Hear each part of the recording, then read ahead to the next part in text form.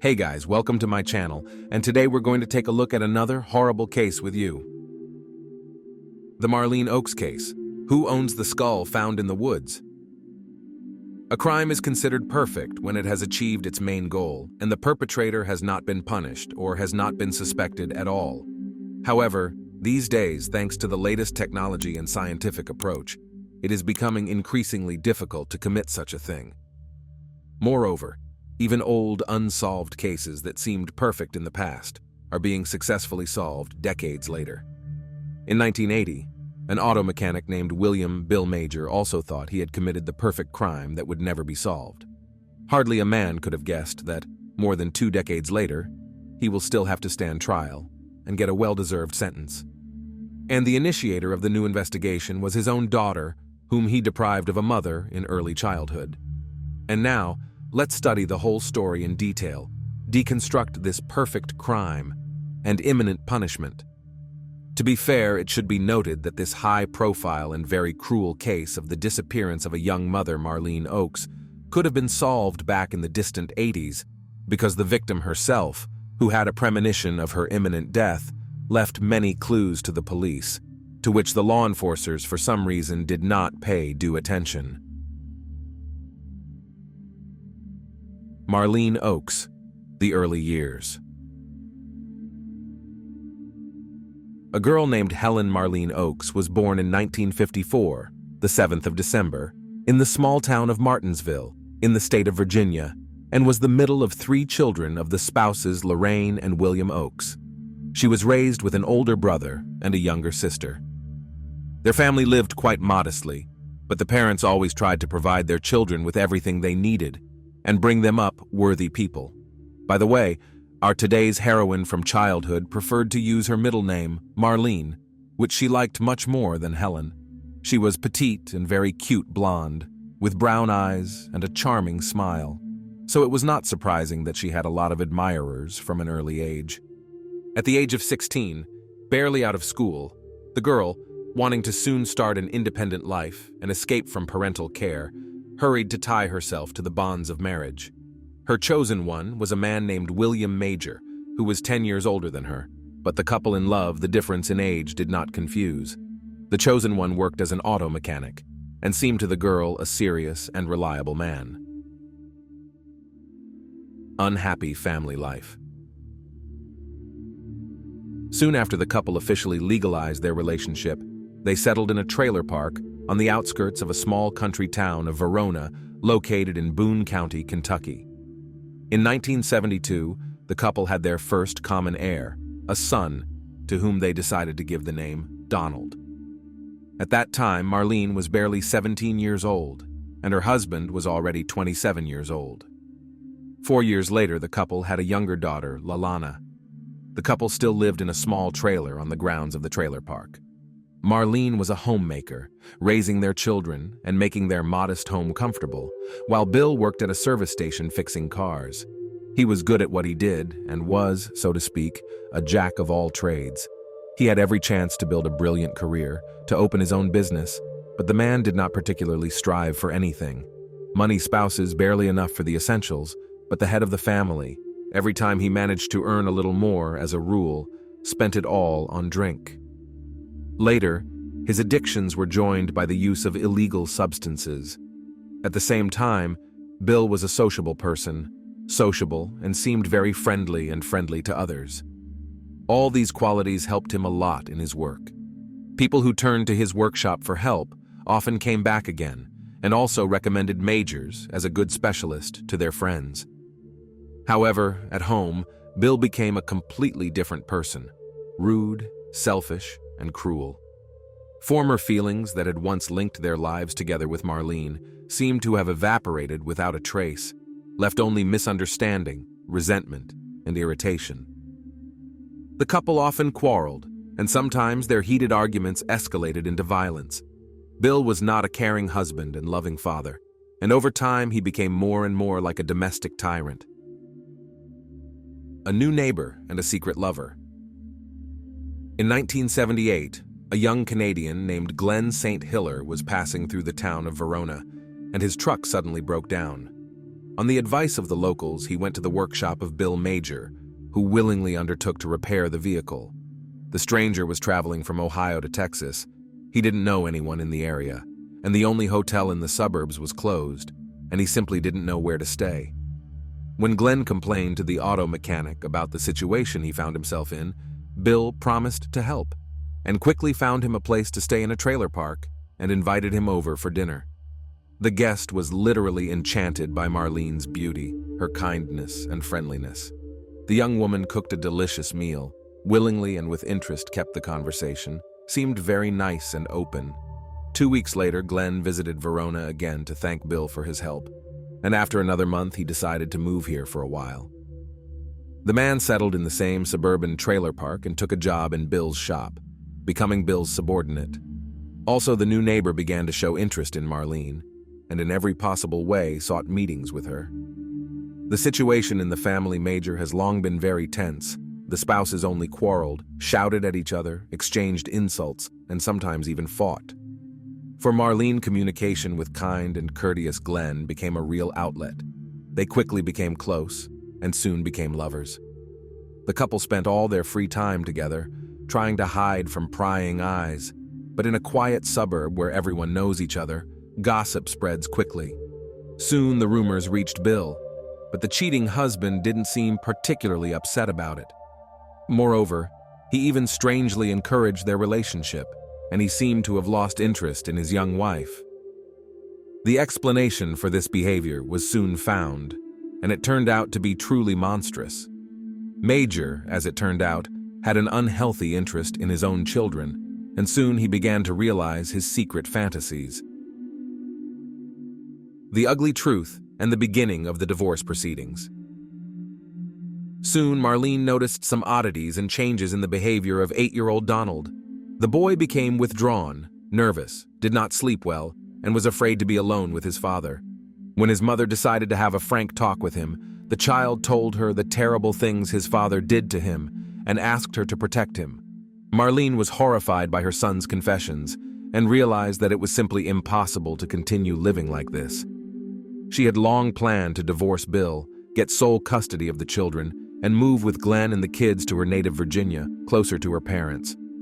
Her lover also suggested that she do this, and now there was a real reason to hurry up with the divorce and move. Marlene told her husband everything she had learned from her son about his unacceptable behavior, declared her intention to divorce, and also threatened to report him to the police. The scandal quickly escalated into manhandling, and Bill hit his wife hard in the face several times. From that moment, the spouses were literally in a state of war. Marlene initiated the beginning of the divorce process, but separated from her husband, she could not yet because of the children, because she wanted to achieve officially sole custody of them. Her husband beat her almost daily, insulted her, and threatened to kill her. He promised to kill her and said that he would make sure that no one would ever find the body and that he would stay with the children. The unhappy young woman simply did not know what to do. She secretly kept a personal diary in which she wrote down everything Bill said to her, how he threatened to kill her and cover his tracks. Moreover, several times, being in a state of alcoholic intoxication, Bill described in detail how he would get rid of his wife, dismembered her, and hid the remains in different places. The most important role in hiding the crime he assigned to the removal of all the teeth, so that the body would not be identified by dental records. It is noteworthy that all these terrible things Major in Colors described not only his wife, but also some of his friends, who, however, did not take his words seriously. Meanwhile, the situation was escalating, and the neighbors who lived in the trailer park became daily witnesses of the stormy marital strife. Marlene runs away with no kids and no lover? Everyone knew that Marlene had filed for divorce and was planning to move to another state with Glenn and the children. No one judged Marlene. Everyone knew how difficult and unhealthy the situation was in her family. But relatives and neighbors expected that everything would be resolved in a peaceful and civilized way. On October 11, 1980, around noon, the spouses once again loudly scandalized, but soon all quieted down. Toward nightfall, an agitated and angry Bill led the children to one of the neighboring trailers and knocked. He said that his wife had run off with her lover, leaving his son and daughter behind, and asked him to watch the kids until tomorrow while he tried to find Marlene and bring her home. The neighbors agreed to shelter the children for the night and immediately thought that the young woman had run away with Glenn, but wondered how a loving and caring mother could abandon her adored offspring. What was everyone's bewilderment when Glenn came out of his trailer in the morning, and to all the questions about the escape, he only stared at those around him incomprehensibly. It turned out that he had not seen his beloved since yesterday, and in general was not aware that she disappeared somewhere. Then Glenn himself went to Bill to clarify the situation, but the furious husband only shouted that his wife found another lover and lost her head. However, Glenn did not believe his words, because he knew for sure that no other man at Marlene was not, and she under no circumstances would not abandon the children. A day later, Major himself went to the police, where he reported the disappearance of his wife, outlining his version of events. He added that their family car had also disappeared, which he believed supported the runaway version. But the police also found the whole story very strange. They had the impression that Bill was making it up as he went along, sometimes contradicting himself and confusing himself in elementary clarifying questions. Search for the missing woman, interrogation of witnesses. The police decided to begin the investigation of this case with a survey of neighbors and relatives of the couple, as well as studying the circumstances of the disappearance of the young woman. All unanimously spoke about the difficult relationship between the spouses, but claimed that Marlene would never have left Donald and Lalana, because she loved them more than life. There were also those who heard about Bill's creepy stories about how he would kill his wife and dispose of the body. This prompted the man's arrest and interrogation, but he himself claimed that it was just drunken chatter, and he didn't really intend to harm his spouse. The next oddity was that a search of the house revealed the missing woman's passport, wallet with cash and driver's license, as well as all of her personal belongings. It seemed as if she had just gotten into a car and left without her belongings, money, or documents. But where to? Marlene's relatives could not answer this question, but her sister mentioned about their last disturbing phone conversation, that Oakes was afraid for her life, and kept a diary in which she wrote down everything that happened to her. The information about the diary was of great interest to the detectives, but nothing similar was found when they searched the trailer. A few days later, Glenn showed up at the police station with the diary. He explained that Marlene had left her notes for him to keep, in case something happened to her, or she disappeared somewhere without a trace. When the woman did go missing, he waited a few days and then, realizing she wasn't coming back, took the notebook to the station. The pages contained some truly gruesome entries, including beatings, humiliation, and threats. There was also a detailed description of how Bill had promised to kill his wife. In addition, Marlene wrote about the fact that the husband showed a sick interest in children. In this regard, it was decided to talk to Marlene's son, but he did not provide any valuable information, practically did not answer questions, and only constantly asked to let him go home. For some reason, the detectives did not pay attention to the fact that the boy was scared and simply could not truthfully answer questions. His father had interviewed him beforehand, and Donald was afraid to say anything unnecessary for fear of his parents' anger. They decided not to traumatize 4-year-old Lalana and did not interrogate her. For the next few weeks, police officers scoured the neighborhood looking for any leads or clues. Marlene and her car were wanted statewide, but the young woman and the vehicle seemed to have vanished into thin air. There was no reason to believe she was dead or murdered.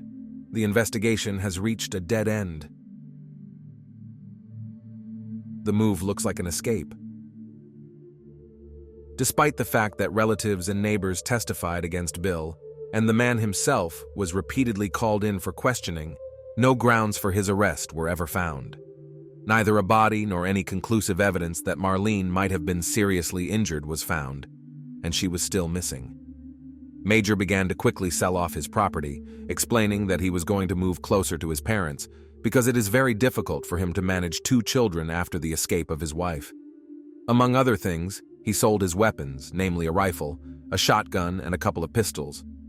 His strange behavior resembled not a preparation for moving, but an ordinary escape. To the children, Bill kept telling them that their mother never loved them, so she abandoned them. He said that Marlene was an alcoholic, that she had tons of lovers who were more important to her than her family. Bill diligently turned his son and daughter against their own mother, trying to make them hate the most dear person. It should be noted that he succeeded quite well, because Donald and Lalana were still small and blindly believed their father. Soon Bill and his children moved to the state of Rhode Island, where his parents lived. There they purchased a trailer and settled down for many years. But after the disappearance of Marlene, in the life of Donald and Lalana began a real black streak. Their father brutally beat them, abused them, humiliated them, and did even more terrible things. At first, it was mostly Donald who was subjected to these tortures, but as Lalana grew older, the bitter fate did not spare her. About a year later, the man had a new lover named Pauline, with whom they began to live together, but could not legalize their relationship because Major was still married to the missing Marlene. Nevertheless, the couple had a child together, and for some time the family lived a quiet life, until one day Pauline herself did not witness what Bill is doing with his own son. She immediately went to the police, telling them everything, took her child, and left. Bill was eventually arrested, and his children went to live with their maternal grandparents in Virginia. A gruesome find in the woods. About a year and a half after Marlene's mysterious disappearance, a hunter came across a frightening sight in a wooded area near a Verona trailer park. He saw that his dog had started digging in the ground, and something resembling a fragment of a human skull emerged. The man immediately reported it to the police, and the arriving experts confirmed his hunch. It was indeed a badly damaged skull. The found remains were immediately sent to forensic experts for a detailed study, and the conclusions of experts were really frightening. The skull had a missing lower jaw and not a single tooth. There were 2 bullet holes in it, and the shots were made at point-blank range. And also the experts revealed on the bones chopped marks from a large knife or axe, which probably separated the head from the body. It was impossible to determine unequivocally to whom this skull belonged, but judging from the size and condition of the bones, it was assumed that it was a young woman under 30 years of age. Naturally, the story of Marlene's disappearance immediately came to mind. The entire area within a radius of several kilometers was thoroughly combed, but no other remains or belongings were found, and so the discovery was dubbed Jane Doe, which means unknown, and the search was suspended. A new investigation 20 years later. When Donald and Lalana moved into their grandparents' house, their lives gradually got better. Most of all, they were afraid of the day when their father would be released. But Bill, after his release, was not interested in his grown-up offspring at all, and did not even try to get in touch with them. For a long time, Lalana did not talk about her mother at all, because she was angry at her for leaving them with a tyrant father. But one day, during a frank conversation with her grandmother, Lalana asked her why her mother had fallen out of love with her and her brother and left the family. To what the old woman replied that she did not believe in the story of the escape and believes that it was her spouse has dealt with her.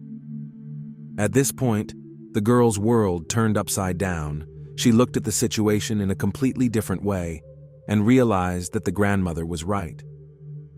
The girl decided to conduct her own investigation and uncover the mystery of her mother's disappearance. The first thing Lalana did was to keep a notebook in which she wrote down everything she could remember from her childhood, as well as everything her older brother knew and remembered. In 1998, when the girl was already 22 years old, she decided to go to her native Verona in order to talk to former neighbors and find out if any of them have valuable information that will help her. As it turned out, in those places still lived Glenn, who did not lose hope that one day the mystery of the disappearance of his beloved will be solved.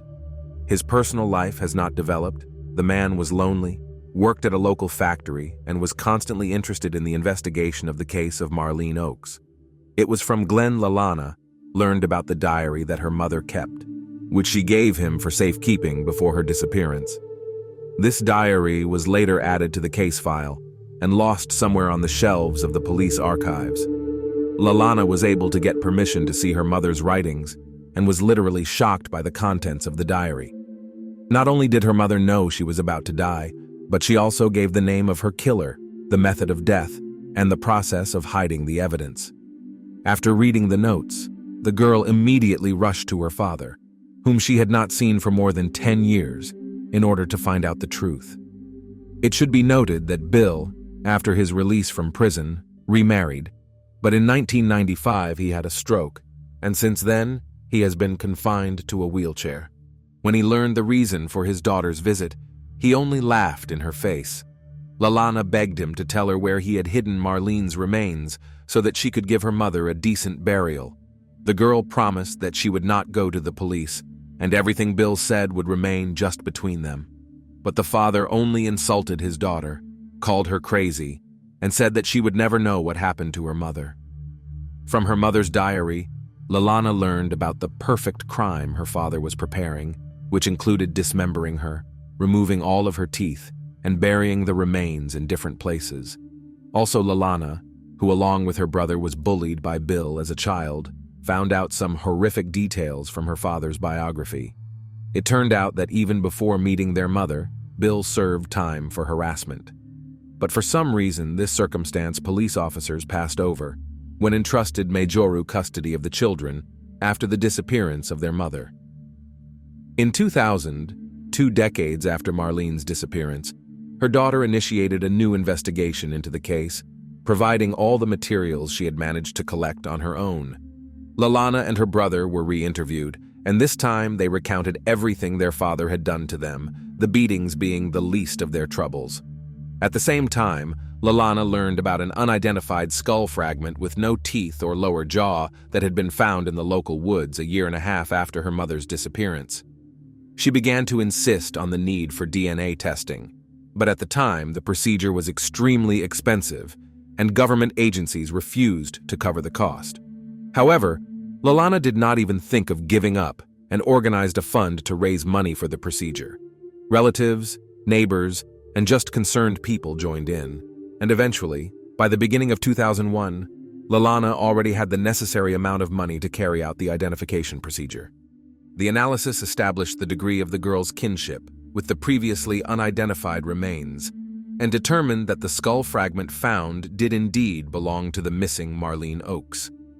Then Lalana, already having the results of the examination, went to her paternal grandfather to talk to him and find out if he knows anything. The elderly man was shocked by the news and agreed to testify to the police against his own son.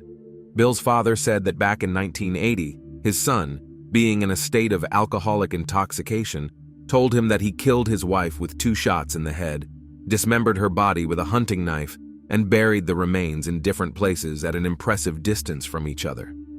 At the same time, he got rid of the lower jaw and teeth especially carefully. As for Marlene's car, he threw it off a cliff into the river, but the police eventually failed to find the car or its fragments. Most likely, for more than 2 decades, the turbulent mountain river either carried the vehicle far downstream or completely destroyed it, literally grinding it against sharp rocks. A trial and a just verdict. Despite the new circumstances and the evidence found, there was still no probable cause to arrest Bill. Then the police decided to go for a trick and asked Bill's father to bring his son to a frank phone conversation so that he confessed to everything. The trick succeeded, and Major, learning that his daughter seeks to resume the investigation, said that she will not succeed because he has safely hidden all the fragments of his wife's body, her car, and got rid of the instrument of crime. It was these words of Bill that became the reason for his arrest, because he actually confessed to everything himself. In July 2001, the man was taken into custody. After listening to the recording of the telephone conversation, as well as learning about the identification of the skull, he confessed to what he had done. However, he blamed everything on his late wife, saying that she simply drove him to scandals, cheating, as well as threats to take his children and forbid him to see them. At the trial, Bill told his version of the story, saying that he and his wife had a fight in the car and she started threatening him with a gun, but he grabbed the gun from her and allegedly accidentally shot her twice in the head, except that the shots were fired into the back of her head at point-blank range, which looked like a premeditated crime, but not self-defense. Bill's trial did not begin until the summer of 2003, 23 years after his crime.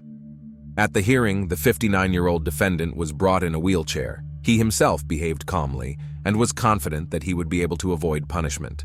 The lawyer hired by him insisted that this crime was the result of self-defense, and the stories of Lalana and Donald about harassment are not true.